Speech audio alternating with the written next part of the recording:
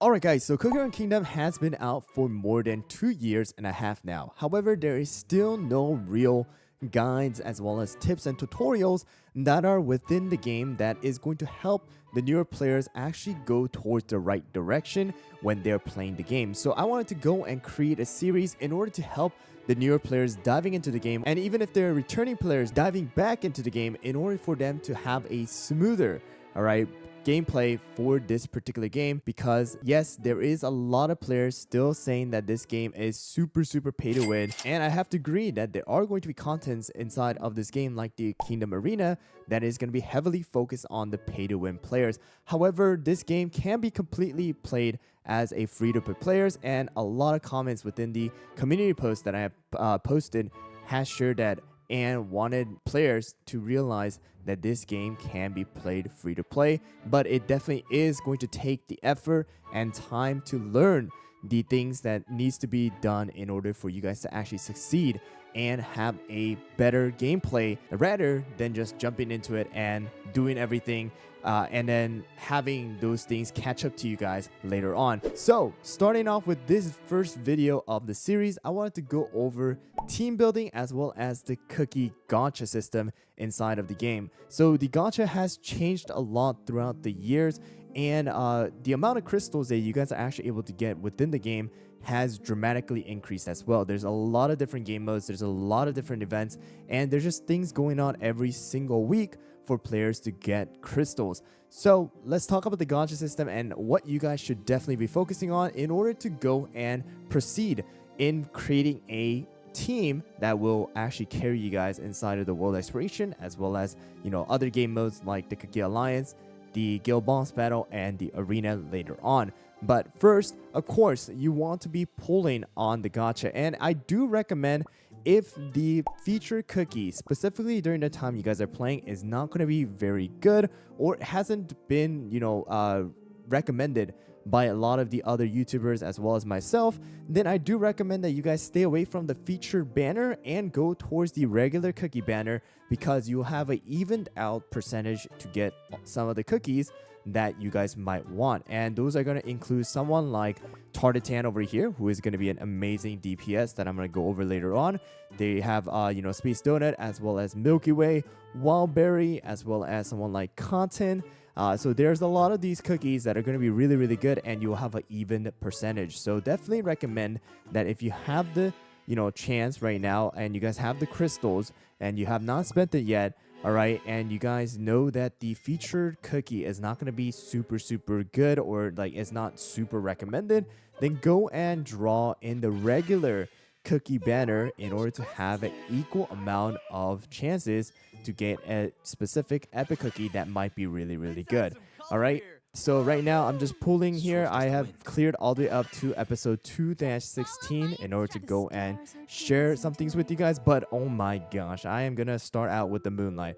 Alright, so something like this can happen inside of a gacha game. So if you guys get lucky, then of course you're gonna get something like this, where you guys get one of the best cookies to use inside of the game for every single game mode that we have going on right now. Alright, so Moonlight is one of the best, but you're not gonna get lucky like this all the time, right? And you're gonna have to keep on pulling in order to get some of these cookies.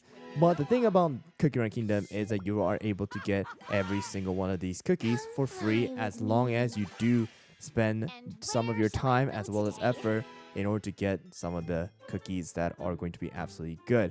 All right, so right now I have pulled a total of about 40 times here, with about 12,000 crystals, and you guys can see that the mileage point right here is going to be at total 1,300. All right, so right now inside of the game, because of the changes that has been added, the amount of mileage points you're able to get inside of the game has gotten a lot easier than before. So every single time you pull, you will get a mileage points, and I do recommend the number one thing that you guys might want to do inside of the mileage shop is going to be buying some of the cookies that are going to carry you throughout the game. Yes, I said it, buy cookies. All right, in my other guides, I do recommend that you guys don't spend much of your mileage points to buy cookies and put it onto treasure tickets, which is going to be another thing that I do need to talk about. However, inside of the world exploration, in order for you guys to have a smoother gameplay, you do definitely want to go and buy some of the recommended cookies in order for you to go and, build a really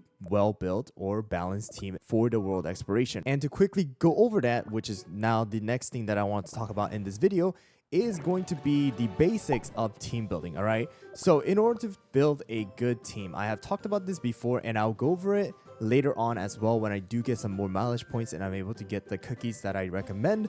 The team building, all right, general team building inside of the game is gonna be with at least one tank, one damage dealer, as well as one healer. So if you guys don't have any of those, then please go back to your team and change out those things. Teams are going to need generally one tank, one damage dealer, as well as one healer. So in this particular case, with my new account that we have, we were lucky enough to get Moonlight. Moonlight is going to be a damage dealer who we are going to put into the team. And the next one that we have that is going to be the tank of this particular account is going to be Gingerbrave, who is going to be, acting like our tank as of right now. And then of course you can switch it out for someone like Hollyberry or someone like Wildberry or even someone like, Madeline and etc. when you guys do pull them or get them from the mileage shop. And then the last one that we do have to have at least one of them is gonna be the healer. And in this particular case, we are gonna use Custard the Third. All right, so another great world exploration healers are going to be someone like Cotton, as well as Pure Vanilla, Snapdragon, as well as Cream Puff with the magic candy, and even Rockstar and Parfait with the magic candy. A lot of different cookies, but all of them are going to work, and you definitely can work with any of them as long as you guys are able to go and put at least one healer inside of your team.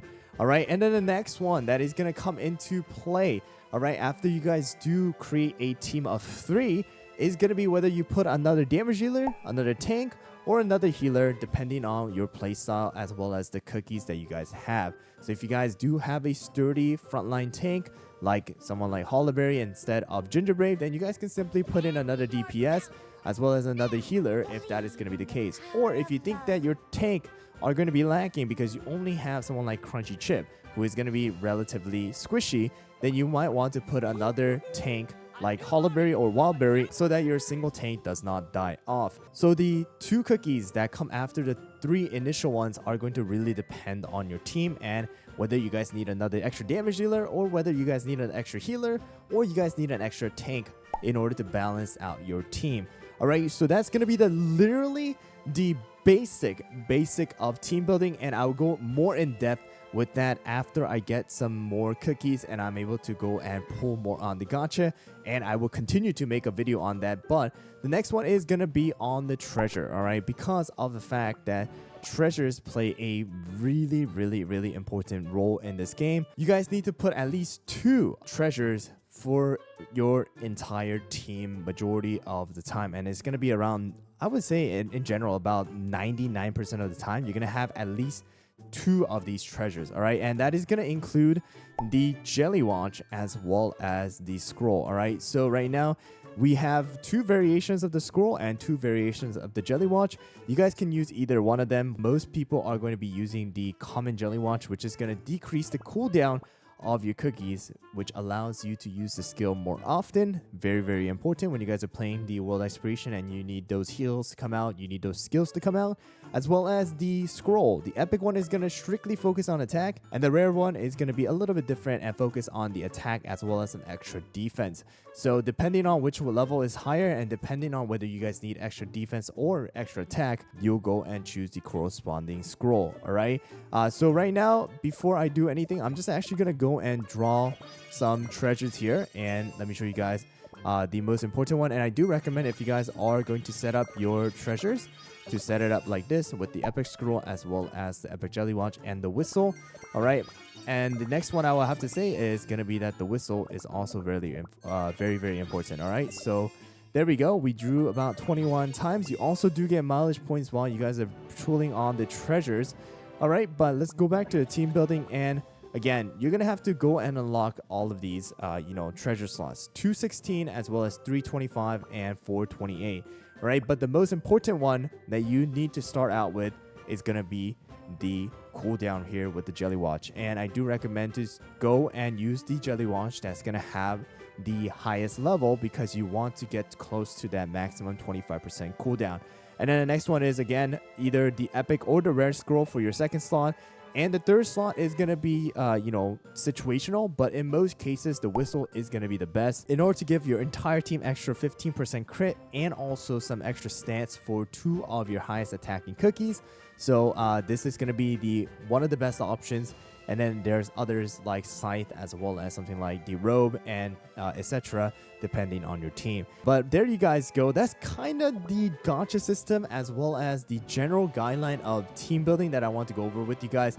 I'll make specific team building guide and specific toppings that I would recommend for you guys to use on certain cookies, as well as some basic information like how to farm coins, how to get more crystals, what you guys really need to focus on, so that I can give you guys a step-by-step guide in actually helping you to complete certain stages where you might be struggling. All right, so hopefully this video is going to help some people, all right, to kind of understand how the game works, how they should be really focusing on kind of building the team as well. And of course, if you guys have any questions, if you guys have specific topics that you guys want me to make a video on, please leave it down in the comments below and I'll get to you guys as soon as possible. But thanks for watching, guys, and thank you guys for being part of the community, and I'll see you guys all on the next one.